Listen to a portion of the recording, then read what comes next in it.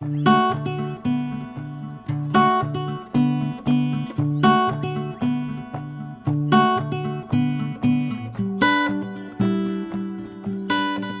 thank you for joining us today for In Action, Lightspeed Audio in the Classroom during COVID and beyond. And today we're speaking to educators from Plano Independent School District in Plano, Texas.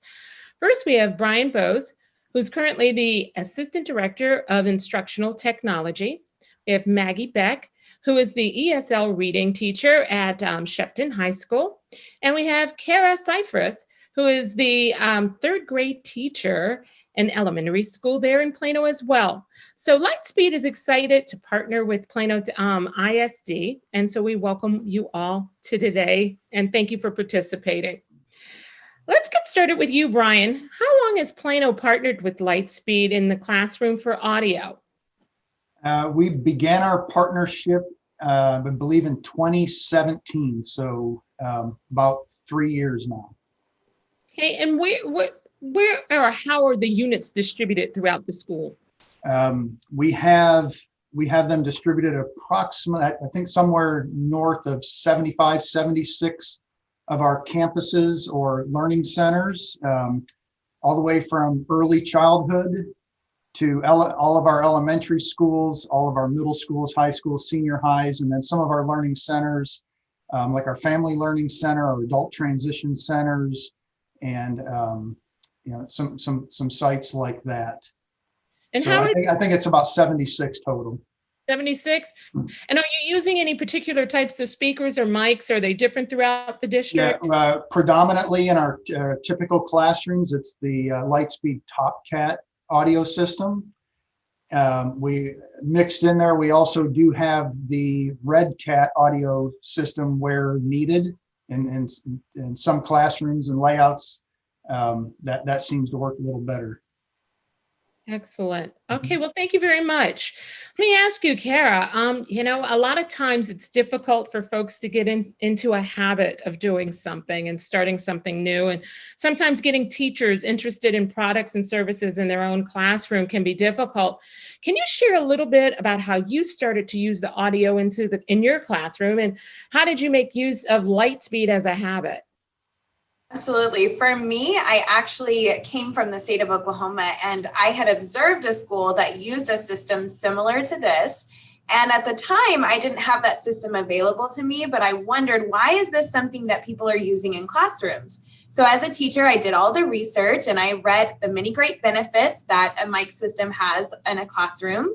So I took that information and I did what all teachers do. I went out and bought my own. And so I just spent a little bit of money on a small, very inexpensive system. And I started using it that way. And I saw the many great benefits that came with it. So when I got to Plano and I saw it sitting on my desk ready to go, I was over the moon excited to start using it. So for me, the habit was already there as I had read about the benefits, and I just put that thing on and went for it. So it really has become an easy part of my day to have access to a really great system that's hooked up and ready to go.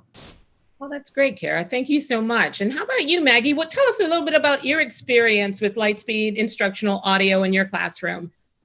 I had never actually had any experience with it before I'd seen it, but I saw it in my classroom when I first came to teach at Plano, and I didn't use it for the first year because I thought it was just a microphone and my classroom was fairly small.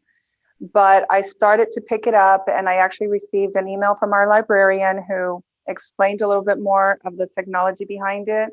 And so I read that and I thought, okay, so I'll give it a try. And I started putting it on and really noticed the difference in the response from my students. They just started to participate more. And so I started using it like all the time after that because it made a big difference in how I was being heard. That's great. And I know you do something called co-seating, and some folks call it hybrid learning, where you have some kids at home and some in your classroom during this pandemic. Can you share out how that works for you? Yeah, so I have students seated in my classroom, which is a face-to-face environment, but at the same time, we have at-home school learners. And so what I have to do is turn our Google Meets or our Zoom on. We use Google Meets and stream them through the teaching. And so remote learners They'll be experiencing the same instructional class as I am here with my other students. And so I'll put on my flex mic and they'll be able to hear me. And at the same time, we're also listening to them and they participate fully, just like if they were in the classroom. So it's really valuable to me as someone who has both types of students. And so that's how it works for us. It's great. And how is your classroom set up, Kara, with during COVID right now? I'm currently face-to-face, so I have about 15 students in my class. However, we have socially distanced desks and every desk has the shield going around it. So I feel like there's this barrier between myself teaching and the students with this shield or plexiglass. And of course, we're all wearing masks as well. So it's been a little bit different with the PPE and the safety measures of COVID. Oh, excellent. And I'm sure they're thankful that you're able to communicate a little more, or at least they can hear you with clarity a little bit more through the PPE and the mask, as well as their barriers around their desk. I get Absolutely. that. Yeah. So we know that teachers spend about 80% of their day talking. And Kara, if you could just share out a little bit of how you personally feel when you wear the microphone each day for teachers who might be hesitant to use it, and tell them how you feel personally. Personally, I'm a very energetic teacher. Just today, I had 2 read alouds. I'm reading to my students all the time. And when I'm reading to 3rd graders, I'm using voices and I'm super animated and I try to make even the simple math equations super fun.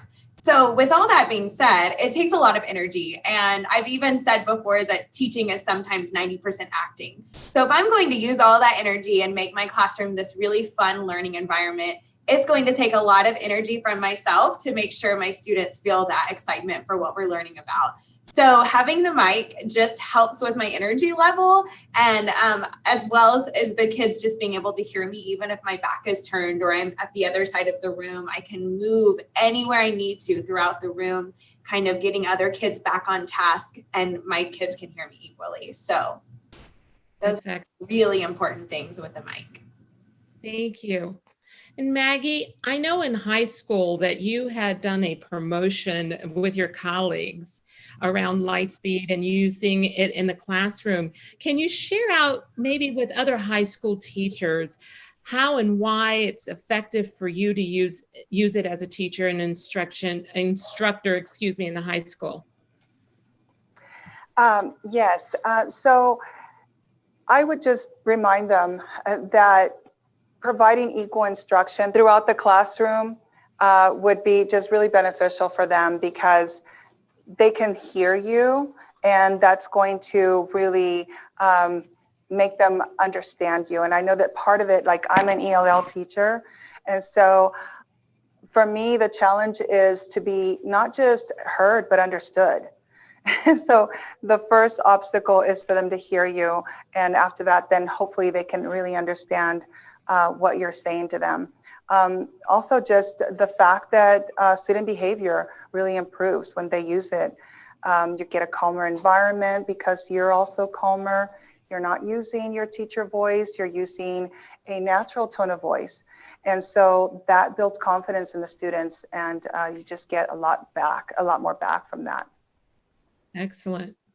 And Kara, you have a technique that you use with small groups in a small group setting in your classroom. Can you share out what you have done historically in being able to work in a small group while you have other students in the classroom? Absolutely. Whenever I teach in a small group, I gather the students around me at a table.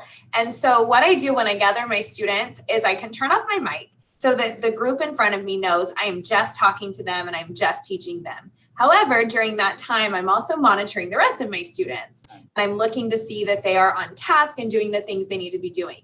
So it's just a quick mic turn on and I say, hey, can you get back to work? Or I see that you're not on task. And so it's that quick reminder. And then as soon as they're back at it, I can turn my mic off and be back with my group. So it's been really helpful for classroom management and behavior in that way. Good. Excellent. Well, Brian, how can you challenge those in Plano ISD who haven't started using the mic or the speakers yet in their classroom?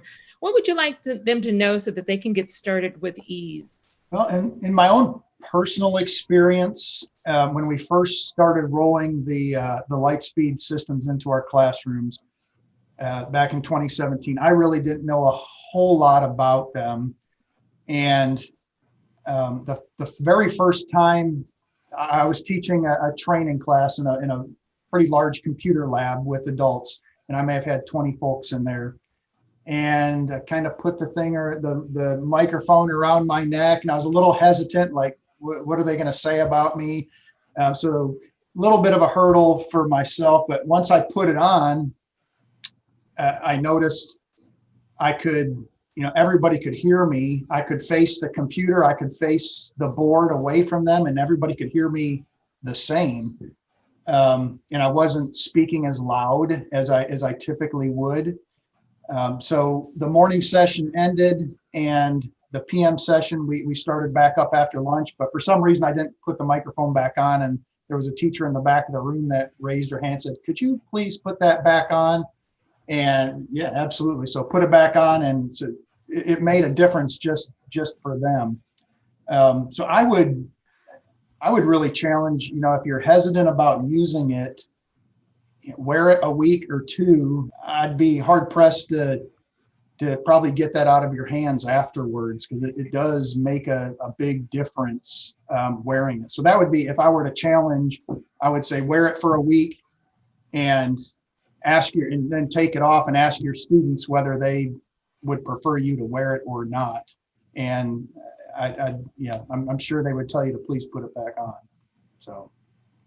Thank you. Yeah. So, if a parent were to watch this webcast and they were to walk into their rooms and see you with the microphone and speakers, what would you let them know?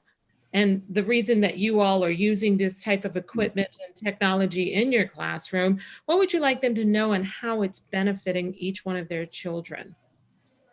Well, we could point to the research, off the top of my head, along with reducing the vocal strain and the fatigue for a teacher. It's also reducing the auditory fatigue of the learner, of the student, where it's just a lot easier for them to hear you. They're hearing those different soft frequencies, those high frequencies. And we're just, trying to put our teachers in the best position that we can to provide the best instruction and the best technology. And I'd want them to know that those students, their children, we're doing everything we can to build the best environment to enable them to, succeed in their education. Excellent. Now, Maggie, from an ESL perspective, what would you like your parents to understand? Well, I just think that it's so much more valuable to use the FlexMind in the classroom. My lessons can be heard. It just really invites the students to listen, just a higher interest from them as well. And I feel like I'm being more understood better by them. It also just gives me a sense of calmness because I'm using my natural voice. And so that invites them to also participate in a more natural and one-on-one type of feeling. Okay. And then Kara, you get to hang out all day with the babies, the third graders, which is fabulous. I just was wondering, from a third grade perspective, as they are learning to read for the first time or they're listening, we know that sometimes kids have more of a deficit in the earlier years due to any kind of ear infections they may have had or other problems that they had through the developmental years. What might you say to parents in your classroom as to how this can benefit their children? I know one way that it benefits them is just me pronouncing words and teaching them new words within our language. I know that vocabulary development is huge at this age. So for them to be able to hear and understand everything I'm saying as I'm using that academic vocabulary, I know that that is crucial.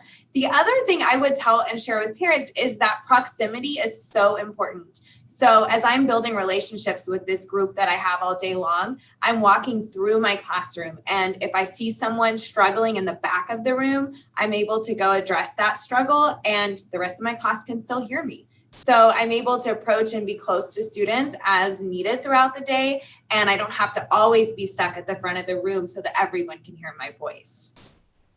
It's actually been a really good delight speaking with all of you today. And Lightspeed, who specializes in instructional audio in the classroom, appreciates your thoughts and your comments. And thank you so very much for being here. Take care. Thanks, Thank Paula. you.